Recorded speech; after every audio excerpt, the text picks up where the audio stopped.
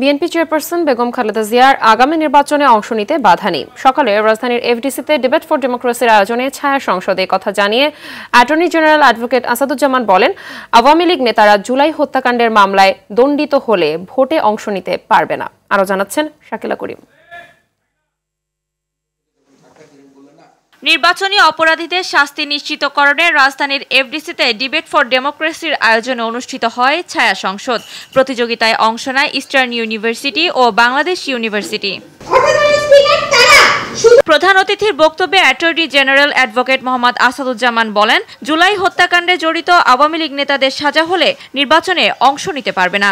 পৃথিবীর ইতিহাসে পৃথিবীর মানুষের সামনে একটি স্বৈরাচারী রাজনৈতিক দল হিসেবে ইতিমধ্যে আবির্ভূত হয়েছে। দণ্ডপ্রাপ্ত ব্যক্তি নির্বাচনে অংশগ্রহণ করতে পারবে না।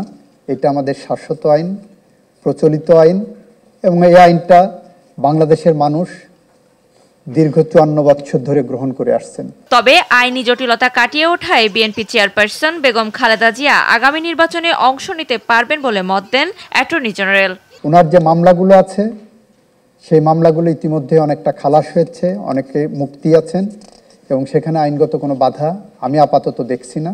ডিবেট ফর ডেমোক্রেসির চেয়ারম্যান বলেন, দিল্লির প্রেসক্রিপশনে অনুষ্ঠিত বিগত 3টি সংসদ নির্বাচনের মতো আর কোনো প্রহসন দেখতে চায় না মানুষ। তদন্তের মাধ্যমে যদি এই নির্বাচনী অপরাধে তারা অপরাধী হয়ে থাকেন, তাদের বিচারের জন্য যদি আমরা মুখোমুখি করতে পারি, তাহলে ভবিষ্যতে আগামী নির্বাচনের ক্ষেত্রে কোনো নির্বাচন কমিশন, কোনো ডিসিএসপি, কোনো প্রিজাইডিং অফিসার কোনো অন্যায় দুর্নীতি করতে পারবে না। আগামী জাতীয় নির্বাচন সুষ্ঠু করতে 10 দফা সুপারিশ তুলে ধরেন হাসান আহমেদ চৌধুরী কিরণ। সেই বিষয়ে কিন্তু আমরা সুপারিশ করছি। শাকিলা করিম, RTV, ঢাকা।